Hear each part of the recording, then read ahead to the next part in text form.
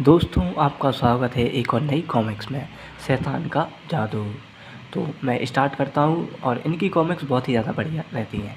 छत्तीसगढ़ का राजरथ तीव्र रफ्तार से दौड़ा जा रहा था। तमड़ तमड़ तगड़ तगड़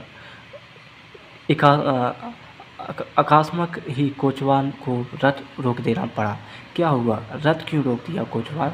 मार्ग में रथ के सामने कोई खड़ा है। सैनिक ने कड़क कर पूछा, हे कौन हो तुम? तुझे वेबसाइट इंडियन कॉमिक्स 123 जिसे आप चेकआउट कर लेना। मैंने बहुत सारी कॉमिक्स इधर डालते रहता हूँ। पता नहीं कि ये रायरथ है, हटो आगे से। वह व्यक्ति सैनिक की गुड़गुड़ी सुनकर पलटा। हे मुझे मालूम है कि ये रायरथ है, तभी तो मैंने इसकी राह रोकी है। हे ओ तेरी ए मजाल, मैं तुझे हिरासत में लेने आ रहा हूँ। मुझे हिरासत में लेने? हे मुझे जादूगर टिंडे टकरा कहते हैं, और ये जो मेरे हाथ में पुतला है इसे कहते हैं जय बवाल। सैनिक वेश के जय बवाल की एक टांग में जब मैं झाड़ू का तिल्ला घुसेड़ूंगा तो मेरी ओर बढ़ते तेरे कदम फौरन रुक जाएंगे। अगर आपको इसका फुल वर्जन देखना हो तो मेरी आप वेबसाइट पर जाकर देख सकते हो। हाँ, पुतले की जिस टांग में उसने तिल्ला चुभोया, मेरी वो टांग गायब हो गई।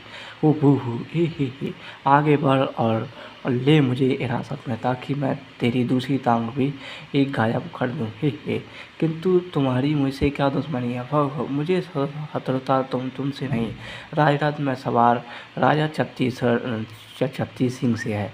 राजा छत्तीस सिंह पर्दा हटाकर अपना थोबड़ा बाहर निकाल और देख के तेरी मृत्यु करी है। देख मेरे हाथ में, मैं तेरी शकल का जय बवाल है। मैं इसमें तिल्ली चुभो कर मैं तुझे इस दुनिया से गायब कर दूंगा। हे आज तू मेरे हाथों से बच नहीं सकता राजा छत्तीस सिंह, किंतु महाराज तो इस दुनिया से पहले ही गायब हो चुके हैं।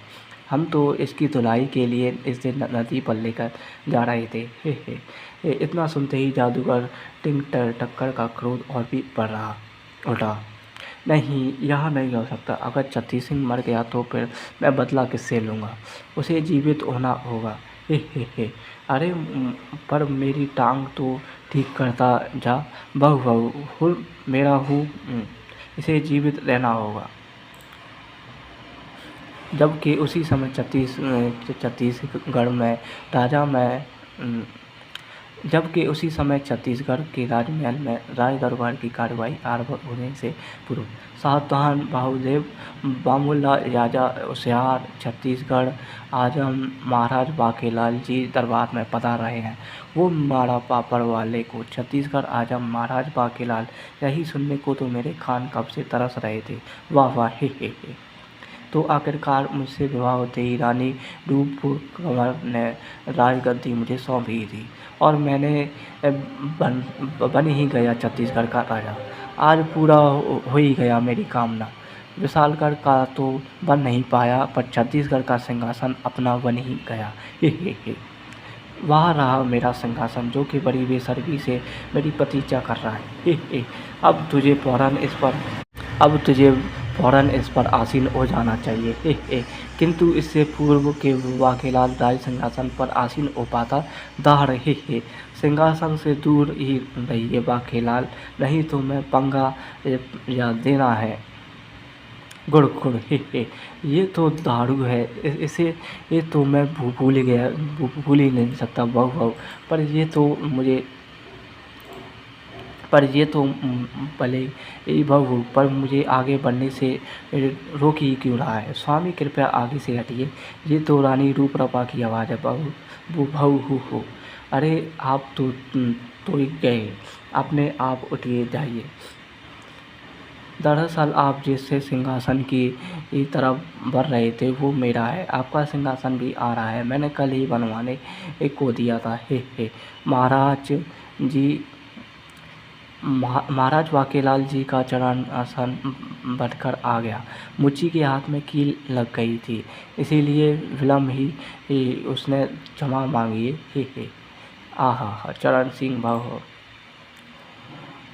हाँ स्वामी, मेरे स्वामी स्वामी होने के नाते आप मेरे चरण दास हुए और चरण दास तो चरणासन पर ही बैठेगा। महामंत्री चरणासन को मेरे चरणों के पास वाले स्थान पर रख दो।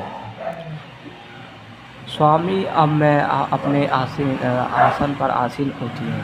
मेरे स्थान ग्रहण करने के बाद कृपा कर आप अपने स्थान ग्रहण कर लें, किंतु पहले नहीं, यह एक पालतू पति का कर्तव्य होता है। बहु हिम्मत से काम लीजिए महाराज। बेटा वाकेलाल, ये क्या चक्कर है? तू तो राजा बनने आया था और बनता जा रहा है चरणदास वह, किंतु आज सिंहासन पर बैठने का मतलब रानी के रूप के लिए भी अच्छा नहीं था। ठहरो पुत्री।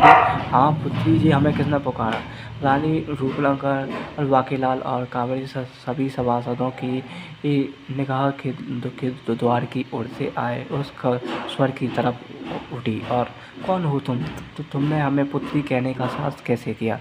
तुम्हें इसका दंड मिलेगा। आज दारू तुम्हारा भोजन करेगा। मुझे तो ये कीड़ों का व्यापारी लग रहा है, इसके पूरे शरीर पर कीड़े रेंग रहे हैं। दारू रुक जा, तूने मुझे नहीं पहचाना? मैं तुझे रोजाना एक बकरे का मांस भोजन खिलाता था। दुष्ट एहसान फरामोश, तुझे कोई कीड़े पड़े तड़क गुड़। अब कीड़े तो तुझे पड़े हुए हैं। थप्पड़ मार कर पूरे राज दरबार में बेइज्जती कर दिया। ये कौन हुआ? अरे ये तो अंदर ही गुस्सा आ रहा है। दारू अकबर, इसे अपना भोजन बना लो। गुड़, ये तो सड़ा पड़ा है, पर ये स्वामी का हुक्म तो मानना ही पड़ेगा। मुझे किसी ने नहीं पहचाना। देखो मेरे बालों पर जो काला तिल है, इसे देखते ही सब मुझे पहचान जाओगे। पर यह काला तिल तो नहीं है। हाँ, पहले यह तिल ही नहीं था। हाँ, पहले यहाँ तिल ही था। सेनापति टहका सिंह कब्र में एक शैतान सिंह चूहिया तिल की जगह पर बिल बनाकर रहने लगी। देखो तभी भी वो चूहा अपने बिल में है। अरे हाँ, छी छी छी, ही। मूर्खों, मैं तुम्हारा राजा छत्तीसगढ़ सिंह हूँ, परंतु महाराज को मरे हुए तो पूरे 3 दिन हो चुके हैं। बहू, मैं तुम्हें खुद अपनी कब्र में गाड़ा था। और तो तुमने मुझे जीवित ही कब्र में गाड़ दिया था। कम से कम मेरी चप्पलें तो वहीं पर रख देता। मुझे नंगे पैर और महल आना पड़ा। वह तो शुक्र है कि मुझे कोई घाटा नहीं लगा। ओ महाराज भी बात बात पर थप्पड़ मारते थे।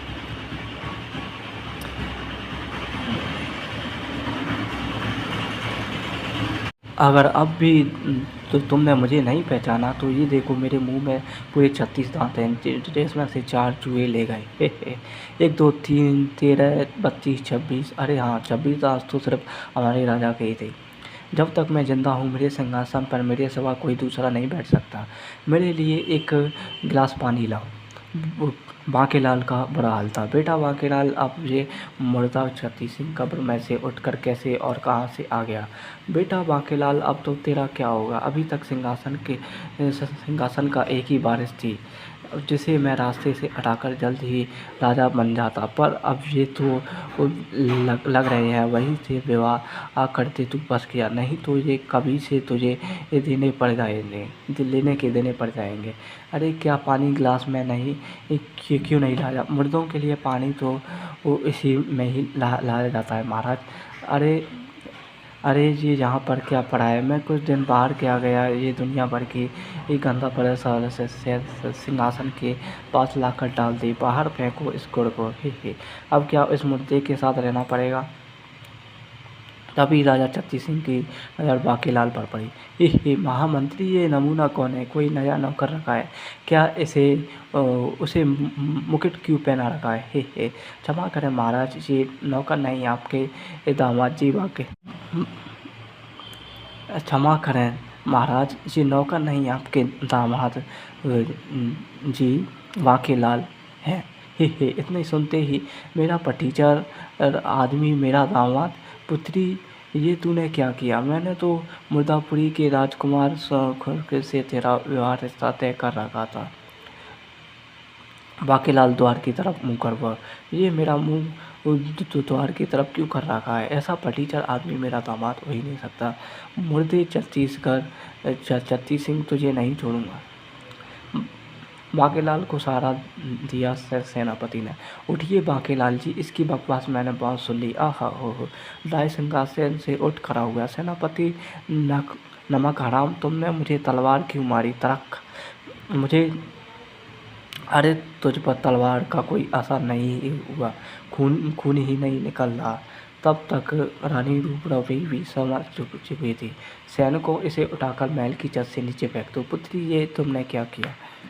तो इस वीडियो में इतना ही है। अगर आपको ये इसकी फुल कॉमिक्स देखनी हो तो आप मेरी वेबसाइट पर जाकर देख सकते हो।